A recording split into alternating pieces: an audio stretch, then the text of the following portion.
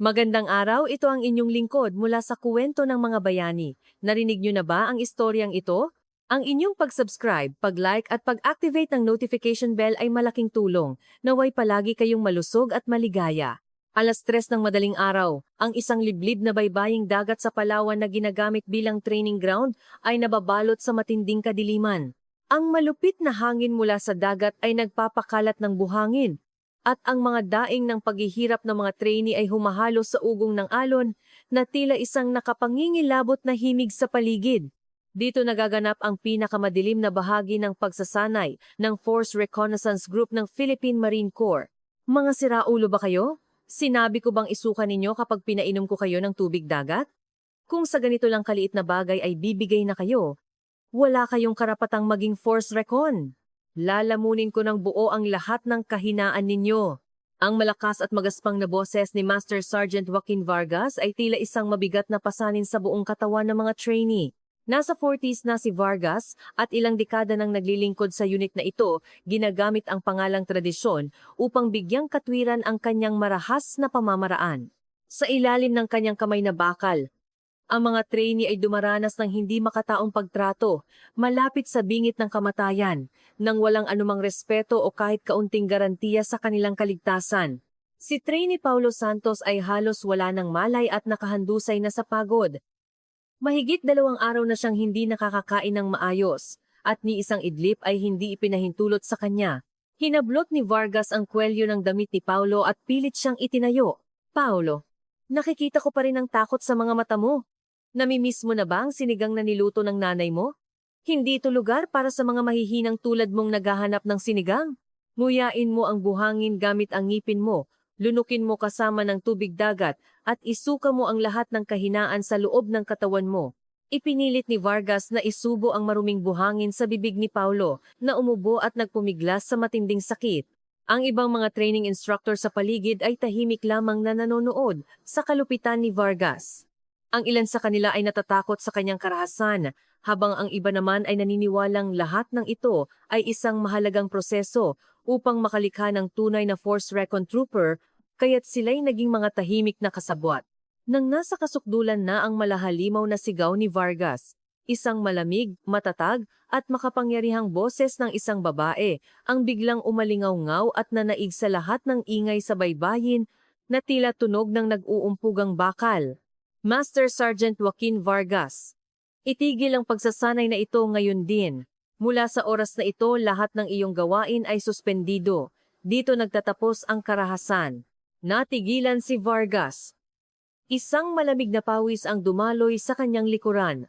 Hinding-hindi niya inakala na sa liblib na training ground na ito, may isang boses na maglalakas loob na hamunin ang kanyang autoridad at boses pa ng isang batang babae. Sino ka? Sino kang sibilyan na nangahas pumasok sa pasilidad ng militar? Parurusahan kita agad para sa paglabag sa batas militar. Galit na sigaw ni Vargas habang nilingon ang pinanggalingan ng boses. Mula sa kadiliman, lumitaw ang isang babae na nakasuot ng malinis at kumpletong uniforme ng isang opisyal ng Marine Corps. Mukha siyang nasa huling bahagi ng kanyang 20s, ngunit ang kanyang mga mata ay kasing lamig at kasing tigas ng yelo sa North Pole. At ang dalawang bituin na kumikinang sa kanyang balikat ay nagpatigil sa pagtibok ng puso ni Vargas. Si Brigadier General Isabela Reyes. Siya ang pinakabatang general sa Force Reconnaissance Group at naroon bilang isang special inspector para sa pagsasanay na bigla ang dumating sa lugar. Dali-daling binitiwan ni Vargas si Trainee Paulo at sumaludo. Ang kanyang boses ay isang formal na pagsaludo. Ngunit nanginginig ito sa pinaghalong takot at pagkalito. General Isabela Reyes, paano po kayo naparito sa ganitong oras? Kami po ay kasalukuyang nagsasagawa ng matinding nocturnal infiltration training. Hindi man lang natinag si General Reyes sa sinabi ni Vargas. Maingat niyang sinuri ang kalagayan ng mga nakahandusay na trainee, lalo na ang kaawa-awang itsura ni Paulo Santos na puno ng buhangin at suka. Ang kanyang walang emosyong mukha ay nagpapahiwatig na hindi man lang karapat-dapat pakinggan ang mga palusot ni Vargas. Master Sergeant Vargas, ito ba ang tinatawag mong matinding nocturnal infiltration training na nasasaksihan ko ngayon? Ang pagkakait ng pagkain sa mga trainee, pagpapakain ng buhangin, at paggamit ng karahasan, ito ba ang dangal ng Force Recon ng Marine Corps? Ang iyong pamamaraan sa pagsasanay ay matagal nang lumabag sa mga regulasyon at isa ng krimen. Ang utos ng general ay kasing lakas ng kulog, at lahat ng mga instructor sa paligid ay nagsimulang kumilos ayon sa kanyang direksyon, hindi kay Vargas. Itigil ang lahat ng pagsasanay ngayon din. Dalhin ang lahat ng sugatang trainee sa medical unit. Walang ititira kahit isa. Master Sergeant Vargas, mula sa oras na ito, suspendido ka sa iyong tungkulin. Sinubukan ni Vargas ang isang huling desperadong palusot. General, ginawa ko po ang lahat ng ito dahil sa aking matinding pagnanais na gawing pinakamahusay na unit ang grupong ito. Ako po ang mananagot sa lahat. Manahimik ka? Matigas na putol ni General Reyes sa kanyang sinasabi. Masyadong malupit ang iyong mga ginawa para itago sa ilalim ng salitang sobrang pagsasanay. Sinira mo hindi lang ang kalusugan ng mga trainee, kundi pati na rin ang kanilang dignidad bilang tao. Natuklasan ko na hindi tugma ang iyong mga training log sa totoong sitwasyon dito. Hindi lang ito simpleng kaso ng pang-aabuso. Ipinakita ni General Reyes ang hawak niyang special inspection documents kay Vargas. Nasaan ang mga makabagong special communication equipment at combat rations na iniulat mong ipinamahagi sa mga trainee sa nakalipas na 3 buwan? Ang mga gamit na ginagamit nila ay luma at sira-sira at ilang araw na silang hindi kumakain. Malinaw na nakalagay ang iyong pirma sa mga talaan ng pagtanggap ng mga kagamitang ito. Master Sergeant Vargas, hindi lang ito simpleng paglabag sa disiplina. Ito ay malinaw na krimen ng pagnanakaw ng ari-arian ng militar at pamemeke ng mga pampublikong dokumento. Namutla ang mukha ni Vargas sa matinding takot. Ito ang sandali kung kailan nabunyag ang tunay na krimen na itinatago niya sa likod ng kanyang kalupitan. Ang lahat ng kanyang ginawang pagpapahirap at pagkakait ng pagkain sa mga trainee ay bahagi pala ng isang sistematikong plano upang pilitin silang kusang umalis para manakaw niya ang mga kagamitang nakalaan para sa kanila. Lumapit si General Reyes kay Trainee Paulo Santos na nakahandusay pa rin. Bahagyang bumalik ang kamalayan ni Paulo, ngunit halata pa rin ang matinding sakit na kanyang nararamdaman. Trainee Paulo Santos, ako si General Reyes. Tapos na ang lahat ng hindi makataong dinanas mo. Tinitiyak ko ang iyong kaligtasan. Masasabi mo ba sa akin ang lahat ng katotohanang alam mo? Hirap man, tumango si Paulo. Ang kanyang maliit na pagsang-ayon ang magiging unang testimonya ng hustisya laban sa isang malaking sindikato ng katiwalian. Dinala ni General Reyes si Vargas sa Situation Room at inutusan ng 2 military police na bantayan siya ng mahigpit. Bago pa man ang biglang inspeksyon, masusi na niyang pinaghandaan ang lahat, kasama na ang pansamantalang pag-block sa lahat ng communication network sa lugar ng Palawan at paggamit lamang sa kanyang sariling Special Investigation Team. Pagdating sa Situation Room, sa sobrang desperasyon, sumigaw si Vargas. General, biktima lang po ako. Hindi ko to ginawa ng mag-isa. Tinakot nila ako. Ang pagnanakaw na ito ay utos mula sa itaas. Kung sasalungatin ko sila, hindi lang ako, kundi pati ang pamilya ko ay mapapahamak. Masyado pa kayong bata, General. Hindi ninyo alam kung gaano nakakatakot ang sistema ng militar. Hindi ninyo ito kakayanin. Utos mula sa itaas, inaasahan na ni General Reyes ang mga salitang ito. Ang pagnanakaw ng milyon-milyong halaga ng gamit militar at sistematikong manipulasyon ng pagsasanay ay hindi kayang gawin ng isang Master Sergeant lamang. Alam niya sa kanyang sarili kung sino ang sila na tinutukoy ni Vargas at kung gaano kalalim ang pagkakabaon ng katiwaliang ito sa militar. Master Sergeant Vargas, ang tanging paraan para maligtas ka ay ang pagsabi ng katotohanan. Aalamin ko hanggang sa dulo kung sino ang itaas na sinasabi mo at kung saan napunta ang mga ninakaw na kagamitan. Hindi ako ang tipo na magpapatakot sa mga banta ninyo. Hindi ko pagsisisihan ang landas na pinili ko. Isinulat ng general sa kanyang kwaderno ang mga salitang utos mula sa itaas nang may diin. Puno ng malamig na lohika ang kanyang puso, ngunit nag-aalab din ito sa misyon na ibalik ang dangal ng Marine Corps. Nagpasya siyang harapin ng direkta ang malaking anino ng katiwalian na kanyang natuklasan sa kadiliman ng Palawan. Ang malungkot na digmaan ni General Reyes ay nagsisimula pa lamang. Ang kanyang espada ay nakatutok na sa puso ng kapangyarihan sa militar. Ang kanyang katarungan ay pinatatag ng mga luha ni Trainee Paulo Santos at ng mga desperadong sigaw ni Joaquin Vargas. Isang buong araw na ang lumipas mula ng ikulong at tanungin ni General Reyes si Vargas sa Situation Room. Ang training ground sa Palawan ay nasa ilalim na ng kontrol ng military police. at lahat ng trainee ay ligtas nang nailipat sa medical unit. Mabigat at tuyo ang hangin sa situation room. Si Vargas ay nasa bingit na ng pagkasira ng isip dahil sa pinaghalong matinding pagod, konsensya at takot sa sindikatong nasa likod niya. Master Sergeant Vargas, gusto kong malaman kung sino ang itaas na tinutukoy mo. Pinilit ka man nilang magnakaw o kusa kang sumali, lahat ng iyon ay krimen sa ilalim ng batas militar. Ang pananahimik mo ay gagawin ka lang biktima ng isang solong salarin. Kung magsasabi ka ng totoo, maaaring magkaroon ka ng pagkakataon para sa kaunting konsiderasyon para sa iyong pamilya, mahinahon ngunit matalas na sabi ni General Reyes. Bumigay si Vargas, humahagulgol niyang inilabas ang lahat. Sila po ang kapatiran ng Agila, isang samahan ng mga retiradong opisyal. Ang kapatiran ay nagpapanggap na isang samahan para sa kapakanan ng mga Marine Reservists, pero sa totoo lang, isa itong black market syndicate na nag-aayos ng mga posisyon sa militar at nagbebenta ng mga kagamitang militar. Ang leader po nila ay si Major General Miguel de Leon. Binanggit ni Vargas ang pinaka-nakakagulat na pangalan. Ang katotohanang si Major General de Leon, isang aktibong mataas na opisyal, ang nasa sentro ng sindikato ay hindi inaasahan kahit ni General Reyes. Si Major General de Leon, magpatuloy ka. Ano ang iniutos niya sa iyo? Pigil hiningang tanong ni General Reyes, nakatutok sa bawat salita ni Vargas. Alam po nila na ang mga bagong kagamitan na para sa Force Recon ay maibebenta sa mataas na halaga sa black market. Ang pangunahing misyon ko ay pahirapan ang mga trainee para kusa silang umalis at ang mga kagamitan ay manakaw para maging pondo nila. Ang hindi pagpapakain at pagpapakain ng buhangin ay isang planadong karahasan para sirain ang kanilang pag-iisip at madali silang sumuko. Matapos makuha ang mga gamit, pinilit nila akong pemeke ng mga dokumento na nagsasabing ang mga ito ay ginamit para palitan ang mga lumang kagamitan para sa pagpapalakas ng unit.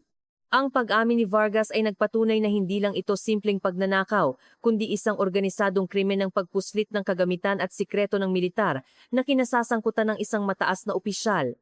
Naramdaman ni General Reyes na ang kasong ito ay higit pa sa kaya niyang hawakan sa kanyang ranggo. Matapos makuha ang testimonya ni Vargas, agad na tinutukan ni General Reyes ang pagkuha ng pahayag mula sa pinakamahalagang saksi, si Trainee Paulo Santos. Kahit na naospital na, si Paulo ay dumaranas pa rin ng matinding trauma. Inilipat siya ni General Reyes sa isang ligtas na pasilidad ng militar sa labas ng Palawan at kinausap kasama ang isang psychologist. Trainee Paulo, ang lahat ng iyong pinagdaanan ay magiging daan tungo sa katarungan. Kailangan ko ang iyong tapang. Maaari mo bang sabihin sa akin ng tapat? Kung may nasaksihan kang anumang aktibidad ni Vargas na may kinalaman sa pagnanakaw o anumang kahinahinalang kilos nila? Malumanay ngunit may diin na sabi ng general. Nanginginig na sinubukan ni Paulo na alalahanin ang lahat. Ilang beses ko pong nakita si Master Sergeant Vargas na nag-iimpake ng mga kahon ng Special Combat Rations tuwing gabi. Ang mga iyon ay dapat para sa amin, pero luma at expired na emergency rations lang ang ibinibigay niya sa amin. Sa tuwing nag-iimpake siya, may idinidikit siyang sticker na may nakasulat na Agila. At isang madaling araw, nakita ko siyang lihim na nakikipagkita kay Major General de Leon na nakasuot ng damit sibilyan malapit sa training ground. May ibinigay na dokumento ang general kay Vargas at yumuko si Vargas sa harap niya. Ang testimonya ni Paulo ay perpektong sumuporta sa pag-amin ni Vargas at nagpatunay sa koneksyon ni na Major General de Leon at ng kapatiran ng Agila. Naging malinaw na ang salitang Agila ay ang kanilang code sa mga lihim na transaksyon. Labis na humanga si General Reyes sa tapang ni Paulo. Isinulat niya sa kanyang kuwaderno ang Agila at Miguel de Leon gamit ang pulang panulat. Ang kanyang susunod na target, mahuli ang mga katiwalian ni De Leon at sundan ang daloy ng pera ng kapatiran ng Agila. Nang iulat ni General Reyes ang resulta ng kanyang imbestigasyon sa Marine Corps Command sa Palawan, nagkaroon ng malaking kaguluhan sa buong organisasyon. Lalo na nang mabanggit ang pangalan ni Major General De Leon, naging mabilis at galit ang reaksyon ng command. Agad siyang ipinatawag at direktang pinresure ng pinakamataas na opisyal na superior ni De Leon, General Reyes. Naayos na ang kaso ng pang-aabuso ni Vargas. Pero si General De Leon ay isang mahalagang tao sa militar, at ang pag-uugnay mo sa kanya sa katiwalian ay nakakasira sa katatagan ng ating sandatahang lakas. Siya ay iyong superior at isang respetadong commander. Hindi dapat sirain ng iyong kabataang idealismo ang disiplina ng militar, malamig na babala ng mataas na opisyal. Kumikilos lamang po ako batay sa mga ebidensya at testimonya na aking nakuha. Ang pag-amin ni Vargas, ang testimonya ni Trainee Paulo Santos, at ang halaga ng mga ninakaw na gamit ay nagpapatunay na si General De Leon ay hindi lang simpleng kasabwat, kundi ang sentro ng katiwalaang ito. Hindi natinag na sagot ni General Reyes. Kumbiksyon. Ang iyong pakiramdam lang ba ang sisira sa militar na ito? Itigil mo na ang lahat ng investigasyon laban kay General De Leon at tapusin ang kasong ito kay Vargas lamang. Kung tatanggihan mo ang utos na ito, hindi ko masisiguro ang iyong kinabukasan, pati na rin ang kaligtasan ng mga trainee na pinoprotektahan mo. Babalaan kitang muli. Huwag mong ibaon sa dilim ang iyong batang karera. Ang babala mula sa command ay nagpakita kay General Reyes kung gaano kalakas ang kapangyarihan ni De Leon at ng kapatiran ng Agila. Sila ay hindi lang isang simpleng sindikato, kundi isang madilim na puwersang malalim maugat sa istruktura ng kapangyarihan ng militar. Ngayon, si General Reyes ay nasa isang kritikal na sitwasyon kung saan kailangan niyang ipagpatuloy ang kanyang nag-iisang laban sa gitna ng pressure mula sa organisasyon at mga banta mula sa labas. Sa halip na sumuko sa banta ng command, nagpasya si General Reyes na labanan ang katiwalian sa isang mas lihim at mas matinding paraan. Naintindihan niyang hinding-hindi niya malalapitan si De Leon sa pamamagitan ng opisyal na proseso. Bumuo siya ng isang lihim na investigation team na binubuo ng iilang taong pinagkakatiwalaan niya at naniniwala sa katotohanan ng kaso. Pinawagan niya sina Major Hector Dizon, ang pinagkakatiwalaan niyang eksperto sa intelligence analysis at financial audit, at si Sergeant Jessica Cruz, isang eksperto sa advanced communication security at hacking.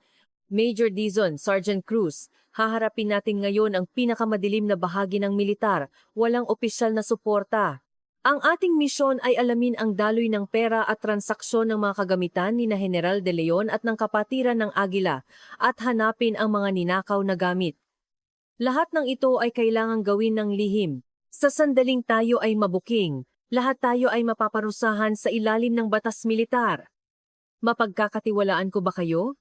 Tanong ni General Reyes na may determinasyon sa mukha. Walang pag-aalinlangan, sumaludo sina Dizon at Cruz. Susundin namin ang iyong katarungan, General. Lalaban kami hanggang sa huli para sa dangal ng Marine Corps. Nag-set up ang lihim na team ni General Reyes ng base sa isang abandonadong pasilidad ng militar sa labas ng Palawan at sinimula ng isang masusing operasyon ng paniniktik na nakatutok sa puso ni De Leon at ng kapatiran ng Agila. Ang kanyang nag-iisang desisyon ay naging isang maliit na apoy ng pag-asa na magpapabagsak sa bulok na organisasyon. Gamit ang testimonya ni Vargas at Paulo, sinimulan ng lihim na team ang pag-alam sa tunay na anyo ng kapatiran ng Agila. Nag-focus si Sergeant Cruz sa pag-recover ng mga naka-encrypt na communication records ni Vargas at De Leon. Sa kanilang lihim na base, sa wakas ay nabasag ni Cruz ang sikreto ng code na Agila. General, ang Agila ay hindi lang simpleng code. Ito po ay sumisimbolo sa PMA Sangdugo class, ang klase kung saan kabilang si General De Leon. Hindi lang siya, kundi marami pang aktibong opisyal sa matataas na posisyon at mga retiradong opisyal na pumasok sa negosyong may kinalaman sa militar ang kasama rito. Ginamit nila ang kanilang class reunion bilang paraan para kumilos ng organisado. Ang ulat ni Cruz ay nakakagulat. PMA Sangdugo class, naging mas malinaw sa isip ni General Reyes ang tunay na anyo ng sindikato. Hindi lang ito simpleng kasakiman. Ginamit nila ang kanilang pagiging magkaklase para sistematikong nakawin ang yaman ng militar at gamitin ang kapangyarihan para sa sariling interes. Sinuri naman ni Major Dizon ang mga financial transaction ni Vargas at De Leon. General, natuklasan ko ang mga record kung saan si General De Leon ay regular na tumatanggap ng malalaking halaga ng cash sa pamamagitan ng isang non-profit foundation account sa pangalan ng kapatiran. Ang mga halagang ito ay halos eksaktong tumutugma sa black market value ng mga ninakaw na gamit. Ang perang ito ay ikinakalat sa iba't ibang dummy accounts na kontrolado niya at ginagamit bilang pondo para sa lobbying na may kaugnayan sa mga promosyon at paglilipat ng posisyon sa militar. Ang kanilang katiwalian ay lumawak mula sa simpleng pagnanakaw patungo sa malawakang korupsyon sa promosyon at pag-abuso sa kapangyarihan. Ginamit ni De Leon ang perang mula sa paghihirap ng mga trainee para palakasin ang kanyang sariling impluwensya. Napansin ng team ang isang mamahaling yacht club malapit sa Subic Bay na ginagamit ni De Leon bilang lihim na tagpuan ng kapatiran. Sa labas, ito ay isang social club para sa mga retiradong opisyal, ngunit sa totoo lang, ito ang kanilang base kung saan itinatago ang mga ninakaw na gamit at isinasagawa ang mahahalagang transaksyon. Naramdaman ni General Reyes na wala na siyang oras. Malamang nasubukan ni De Leon na sirain ang lahat ng ebidensya at tumakas sa ibang bansa ngayong nabanggit na ang kanyang pangalan, kasama sina Dizon at Cruz. At iilang pinagkakatiwala ang military police, nagpasya siyang salakayin ang yacht club ng palihim. Gabi na at tahimik ang yacht club. Gamit ang advanced detection equipment, nakapasok ang team ni Reyes. Hindi ito isang simpleng tagpuan. Sa basement, puno ito ng mga kahon ng militar na may sticker ng agila. Nasa loob nito ang mga ninakaw na special communication equipment at military drones. At doon, nakita ni General Reyes si General De Leon. Nakasibilyan si De Leon at nagmamadaling mag-impake para tumakas. Ang kanyang mukha ay puno ng kaba at galit. Isabela Reyes, hindi ko akalain na susundan mo ako hanggang dito. Hindi mo kayang dalhin ang kasong ito sa iyong batang karera. Tumigil ka na at bumalik. Ang lahat ng ito ay sakripisyo para sa katatagan ng militar. Sigaw ni De Leon. Sakripisyo? Huwag mong balutin ng salitang sakripisyo ang iyong kasakiman, General De Leon. Tinakot mo si Vargas, ginamit mo ang paghihirap ng mga trainee para kumita ng pera, at ginamit mo ang ari-arian ng militar para sa iyong sarili. Ikaw ang kahihiyan ng sandatahang lakas na ito. Inaaresto kita para sa pagnanakaw ng gamit militar at organisadong katiwalian. Itinutok ni General Reyes ang kanyang baril at dinakip si De Leon. Ang pag-aresto kay De Leon ay yumanig hindi lang sa Palawan kundi sa buong militar. Ang mga kasapi ng PMA sang Dugo Class ay nagsimulang kumilos para tanggalin si General Reyes. Kahit na naaresto niya si De Leon at nakuha ang mga ebidensya, itinuring ng command ang kanyang ginawa bilang isang paglabag sa chain of command at agad siyang inalis sa pwesto. Ang mga ebidensyang nakuha niya ay nanganganib na mawalan ng bisa dahil di umano'y nakuha ito ng walang tamang proseso. Biglang nag-iisa si General Reyes. Ang mga sumuporta sa kanya ay pinatahimik sa pamamagitan ng mga parusang paglilipat ng pwesto. Maging ang kanyang lihim na team ay hindi na makalapit sa kanya. General, wala na tayong magagawa, itinakwil na kayo ng organisasyon. Kailangan nating ibigay ang mga ebidensyang ito sa media o sa isang civilian investigative body.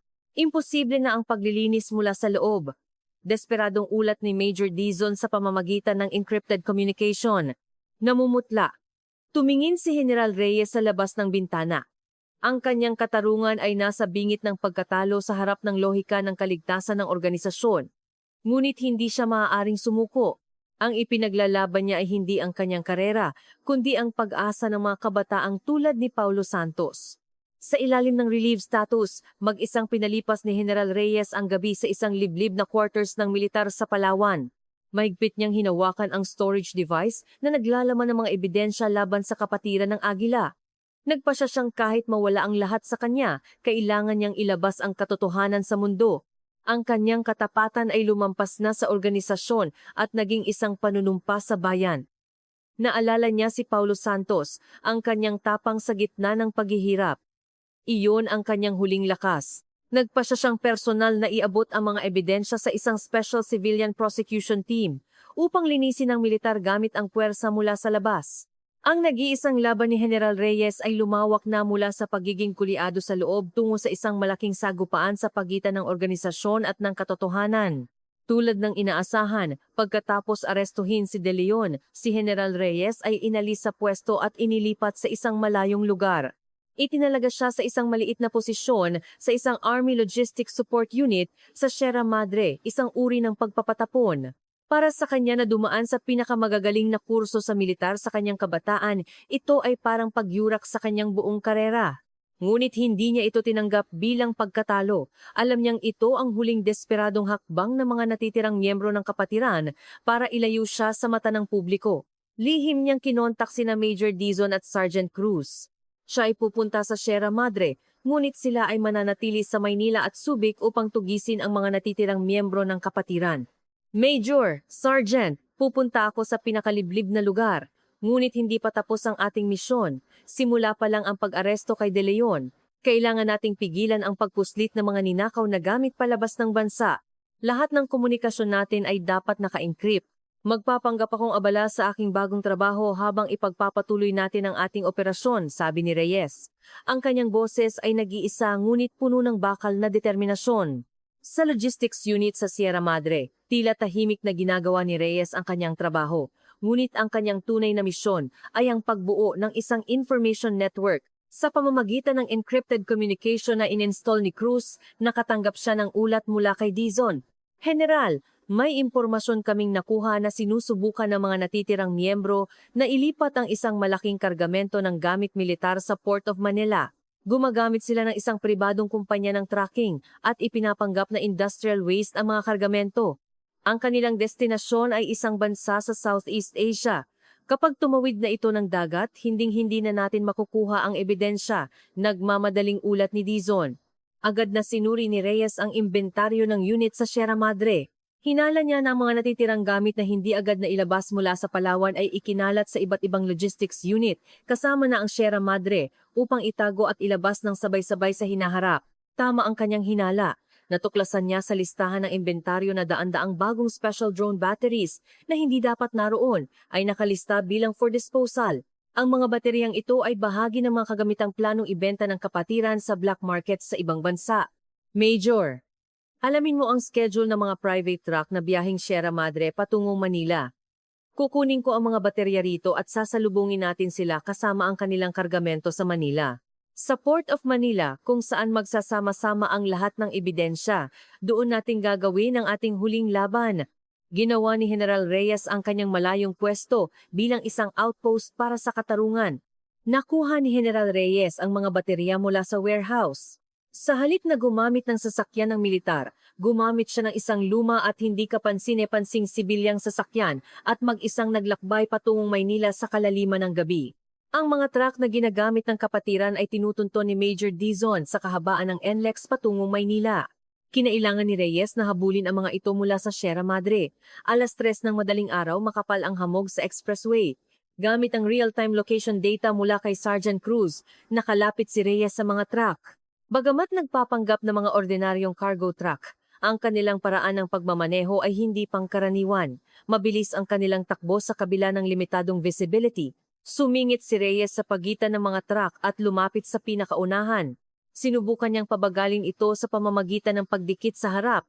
Ngunit sa halip ay itinutok ng driver ng truck ang kanyang high beam lights para bulagin siya. Isabela Reyes, kung hindi ka titigil, wala kaming pagpipilian kundi banggain ka. Ang ginagawa mo ay paglabag sa batas militar. Ang boses mula sa loob ng truck ay nagpatunay na sila ay mga ahente ng kapatiran. Idinikit ni Reyes ang kanyang sasakyan sa gilid ng truck. Handa siyang gamitin ng mga teknik sa paglipat ng sasakyan na natutunan niya sa Force Recon. Ang ginagawa ninyo ay paglabag sa pambansang seguridad at pagnanakaw ng ari-arian ng militar. Huminto kayo at sumuko! Sigaw niya gamit ang isang megaphone. Hindi siya pinansin ng driver at sinubukan siyang itulak palabas ng kalsada. Sa isang kritikal na sandali, mabilis na minaniobra ni Reyes ang kanyang sasakyan, iniwasan ng banta at pinaputukan ang gulong ng truck gamit ang non-lethal rounds. Bang! Sumabog ang gulong, nawalan ng kontrol ang truck at huminto sa gilid ng daan. Nagtagumpay siyang pahintuin ng isang truck, ngunit ang isa pa ay papasok na sa Port of Manila. Wala ng oras si Reyes na ipasa ang nahuling truck sa mga awtoridad. Ginapos niya ang mga ahente at muling pinaharurot ang kanyang sasakyan patungong Port of Manila. 5:00 ng umaga, abala na ang malaking pier ng Maynila. Ang huling kargamento ng kapatiran ay malapit ng isakay sa isang malaking cargo ship. Ang mga container ay binabantayan ng 12 ng mga ahenteng nakasibilyan. Lihim na pumasok si Reyes sa pier. Kailangan niyang mag-aksaya ng oras hanggang sa dumating ang suporta. Si Major Dizon ay humingi na ng tulong mula sa mga dating kasamahan ni Reyes at mga matitinong opisyal sa militar, ngunit naantala ang kanilang pagdating dahil sa mga surveillance network na inilatag ng kapatiran. Sa kadiliman ng pier, nagpa siya si Reyes na maglunsad ng isang solo na pag-atake mula sa isang hindi inaasahang direksyon. Ginamit niya ang mga nakatambak na container bilang takip habang papalapit sa huling lokasyon ng transaksyon. Malamig ang hawak niyang baril, ngunit ang kanyang puso ay nag-aalab sa determinasyon na ipagtanggol ang dangal ni Paulo Santos at ng buong militar. Ang madaling araw sa Port of Manila ay naging huling larangan ng digmaan para sa katarungan ni General Reyes. Ang pier ng Port of Manila ay isang malaking maze ng mga cargo ship at container. Nalagpasan ni General Reyes ang mga ahente ng kapatiran at nakarating sa lugar kung saan ikinakarga ang mga gamit. Ginamit niya ang lahat ng kanyang kaalaman bilang isang Force Recon Officer. Ang kanyang kilos ay tila anino, mabilis at perpektong nakatago sa dilim. Ngunit hindi rin biro ang mga ahente. Marami sa kanila ay mga veterano ng Special Forces na kasama ni De Leon sa PMA Sangdugo class. Agad nilang naramdaman ang presensya ni Reyes at nagsimulang pumalibot, ginagamit ang mga container bilang kublihan. Nakita siya, yung babae. Huwag ninyong hayaang makatakas. Sigaw ng isang ahente. Isabela Reyes. Alam ni Reyes na hindi na maiiwasan ang labanan. Sumagot siya sa pamamagitan ng unang putok. Bang! Bang! Sunod-sunod na umalingaw-ngaw ang kanyang mga putok. Ang kanyang mga non-lethal rounds ay tumama sa balikat at binti ng mga ahente na nagpabagsak sa kanila. Ang kanyang layunin ay neutralisahin lamang sila, patunay na hindi siya katulad nila na walang respeto sa dangal ng isang sundalo. Kahit dehado sa bilang, patuloy siyang lumaban gamit ang mga container bilang panangga, ngunit malapit nang maubos ang kanyang bala. Inilabas niya ang kanyang huling smoke grenade. Sa isang pagsitsit, ang pier ay biglang napuno ng makapal na usok. Sa gitna ng usok, habang nagkakagulo ang mga kalaban, mabilis na tumakbo si Reyes patungo sa taong namumuno sa operasyon, si Lieutenant Colonel Julio Domingo, ang kanang kamay ni De Leon, at ang leader ng mga natitirang miyembro. Nagulat si Domingo sa usok ngunit agad na bumunot ng baril at itinutok kay Reyes. Isabela! Nangahas ka talagang pumunta rito. Kung sisirain mo ang operasyong ito, ang lahat ng dangal na pinoprotektahan mo ay habambuhay na malilibing sa loob ng militar. Alam mo ba kung gaano kalaking kapangyarihan ang dala ng mga kargamentong ito? Galit na sigaw ni Domingo. Alam ko na ang kapangyarihang iyan ay katiwalian. Lieutenant Colonel Domingo, dinungisan ninyo ang dangal ng militar. Ikaw at si General De Leon ay haharap sa hustisya. Lumapit si Reyes kay Domingo sa gitna ng usok at isang maikling ngunit matinding mano-manong labanan ang naganap. Ginamit ni Reyes ang kanyang superior combat skills, binali ang braso ni Domingo at pinabagsak siya sa sahig. Habang nakahandusay sa sakit, bilang huling desperadong hakbang, isang nakakagulat na katotohanan ang ibinunyag ni Domingo. Huwag kang magkamali, Isabela. Ang mga kargamentong ito ay hindi lang pera.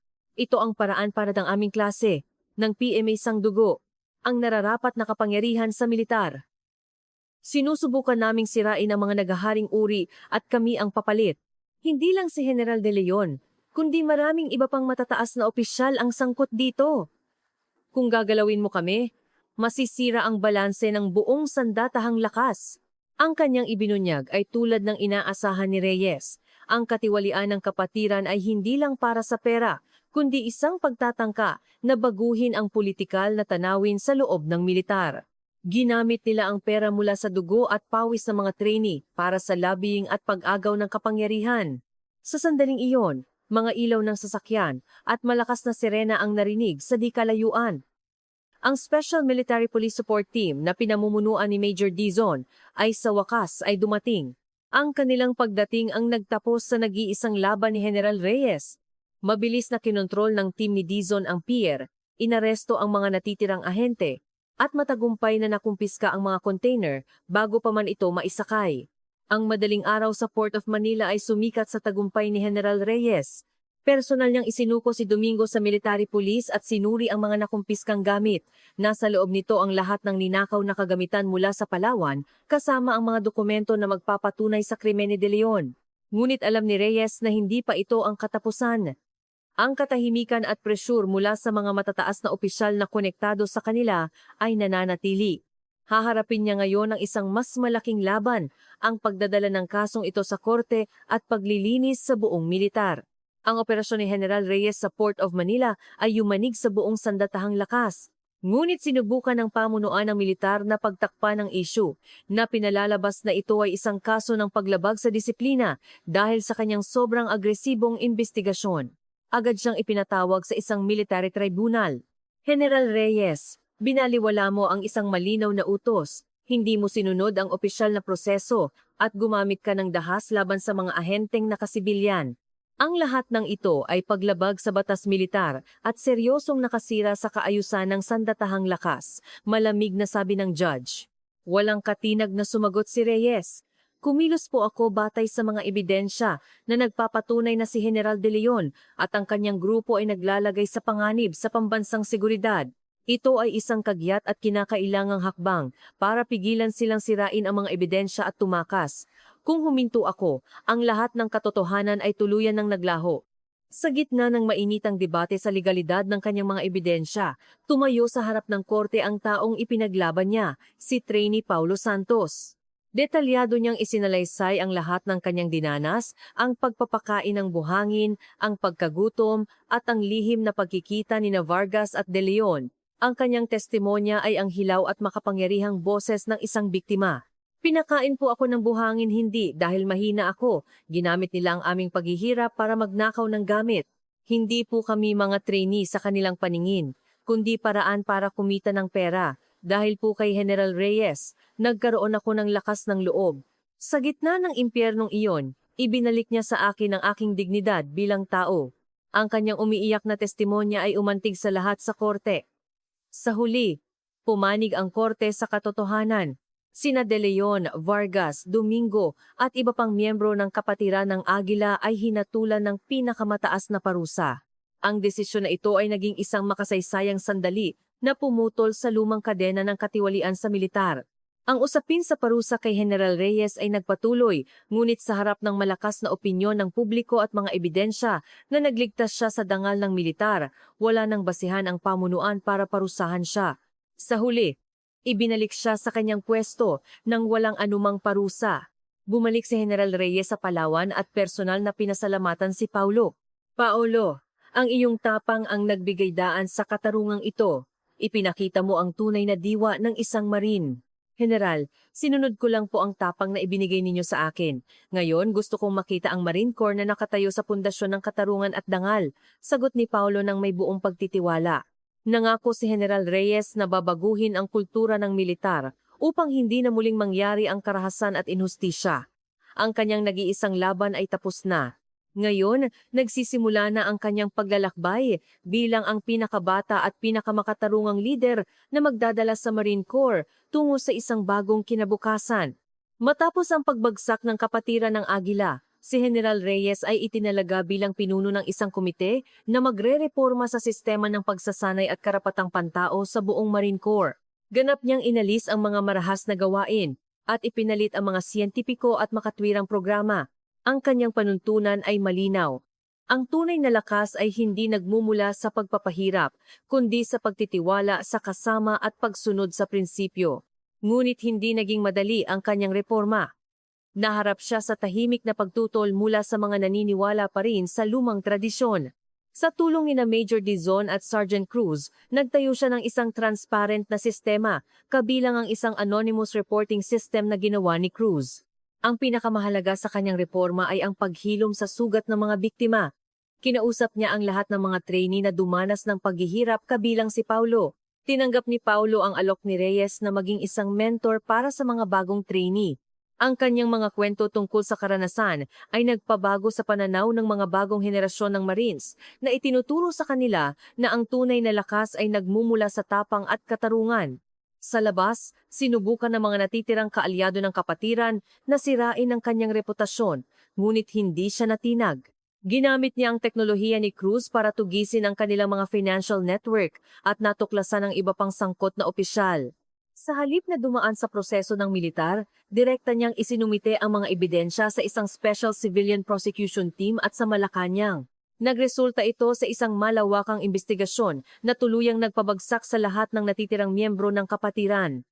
Ang anino ng katiwalian na nagsimula sa Palawan ay tuluyan ng naglaho. Dumalo si General Reyes sa graduation ng mga bagong Force Recon Troopers. Nakita niya roon si Paulo Santos na nakatayo ng may dangal at ang mga bagong trainee na puno ng kumpiyansa. Sa kanyang talumpati sinabi niya, ang pagbabagong ito ay hindi ko nag-iisa. Nilikha ito ng tapang ni Paulo Santos na hindi nanahimik at ng paninindigan ni Major Dizon at Sergeant Cruz na pinili ang katarungan. Kayo ang bagong henerasyon ng Marines na nagpatunay na ang katarungan ang tunay na lakas. Panatilihin ninyo ang dangal na ito, magpakailanman. Ang kanyang mga salita, kasabay ng alon ng dagat ng Palawan, ay naging bagong panata ng Marine Corps. Bagamat naging isang bayani at icon ng reforma si General Reyes, ang kanyang posisyon ay naging isang posisyon ng kalungkutan. Para sa mga konserbatibong opisyal, siya pa rin ang sumira sa kaayusan. Pinili niyang mamuhay ng mag-isa, itinuon ang sarili sa pagbabantay sa etika ng militar. Napansin ng Department of National Defense, DND, ang kanyang tagumpay. Inalok siya ng isang bagong posisyon, ang maging Inspector General ng buong Armed Forces of the Philippines AFP na mangangasiwa sa reforma ng lahat ng sangay. Sa isang banda, ito ay isang promosyon, ngunit isa rin itong paraan upang ilayo siya sa Marine Corps at bawasan ang kanyang direktang impluensya. Tinanggap niya ang hamon. Ang kanyang layunin ay hindi na lamang para sa isang unit, kundi para sa buong sandatahang lakas ng Pilipinas. Bago umalis, nagpaalam siya kay Paulo Santos na isa ng matagumpay na sibilyan ngunit patuloy na sumusuporta sa reforma ng militar sa pamamagitan ng isang non-government organization na kanyang itinatag. Paulo, ang Marine Corps na ito ay hindi na nakasalalay sa akin lamang. Ang reformang ito ay bunga ng iyong mga luha at tapang. Ikaw ang naging simbolo ng konsensya para sa mga susunod na henerasyon. Ikaw ang magiging walang hanggang bantay dito, sabi ni Reyes. Nagsimula si General Reyes sa kanyang bagong tungkulin sa Camp Aguinaldo. Sa kanyang likuran, ang training ground sa Palawan ay puno na ng sigla ng mga bagong henerasyon ng Marines na may dalang pag-asa. Ang kanyang laban ay magpapatuloy, ngunit hindi na siya nag-iisa. Ang butil ng katarungan na kanyang itinanim sa Palawan ay lumago na bilang isang matatag na puno sa katauhan ni Paulo Santos, at ngayon, ang kanyang misyon ay palaguin ito bilang isang kagubatan sa buong bansa. Sa Camp Aguinaldo, hinarap ni General Reyes ang isang bagong uri ng laban, hindi laban sa hayag na karahasan, kundi laban sa katiwaliang nakatago sa mga papeles at regulasyon. Ginamit niya ang kanyang karanasan at ang tulong ng kanyang tapat na team para ilantad ang mga katulad na sistema ng pagnanakaw sa Army at Air Force. Ang kanyang pangalan ay naging simbolo ng pag-asa para sa mga batang opisyal sa buong AFP. Sa tulong ng organisasyon ni Paulo Santos, ang reforma ay naging isang kilusan na suportado ng militar at ng taumbayan. Pagkatapos ng ilang taon, matagumpay na natapos ni General Reyes ang kanyang misyon. Ang kultura ng katiwalian at karahasan ay napalitan ng isang kultura ng respeto at prinsipyo. Nagpasya siyang ipasa na ang sulong sa susunod na henerasyon. Itinalaga siya bilang superintendent ng Philippine Military Academy kung saan ang kanyang huling misyon ay hubugin ang mga susunod na leader ng AFP. Sa kanyang huling talumpati sa PMA, sinabi niya, ang dangal ng uniforme ay hindi nagmumula sa ranggo, kundi sa tapang na ipagtanggol ang mahihina at hindi manahimik sa harap ng inustisya. Kayo ang sulo na magbabantay sa ating bayan. Ang kanyang kwento, na nagsimula sa kadiliman ng Palawan, ay naging walang hanggang sulo na nagbibigay liwanag sa kinabukasan ng buong sandatahang lakas. Matapos ang ilang taon ng tapat na serbisyo bilang superintendent ng PMA, nagpasya si General Reyes na magretiro na. Sa kanyang retirement ceremony sa Palawan, kung saan nagsimula ang lahat, isa sa mga nagsalita ay si Paulo Santos, na isa ng respetadong negosyante at tagapagtaguyod ng reforma. Si General Reyes ang nagbigay sa akin ng pangalawang buhay, sabi ni Paulo, nanginginig ang boses. Pinatunayan niya na ang luha at tapang ng isang simpleng trainee ay mas mahalaga kaysa sa anumang kapangyarihan. Ang butil ng katarungan na kanyang itinanim ay naging paninindigan na ng aming henerasyon. Kayo po ang aming walang hanggang guro. Sa kanyang huling talumpati, sinabi ni General Reyes, ang mga tulad ni Vargas at De Leon ay wala na. Ngunit sa sandaling mamatay ang sulo ng katarungan sa inyong mga puso, babalik ang dilim na iyon. Bawat isa sa inyo ay dapat maging isang bantay ng katarungan. Pagkatapos magretiro, inilaan ni General Reyes ang kanyang buhay sa pagtuturo tungkol sa etika at pamumuno. Ang kanyang kwento ay naging isang walang kamatayang aral na nagpapatunay na ang tapang at prinsipyo ng isang tao ay kayang talunin ng anumang katiwalian at kapangyarihan. Siya ay hindi lamang isang general. Siya ay ang katarungan mismo, isang tunay na bayani na nagtanggol sa kanyang bayan. Ang mga bagong henerasyon ng Marines, tulad ng mga alon sa dagat ng Palawan, ay daladala sa kanilang mga puso ang hindi matitinag na diwa ng katarungan at dangal na kanyang ipinamana.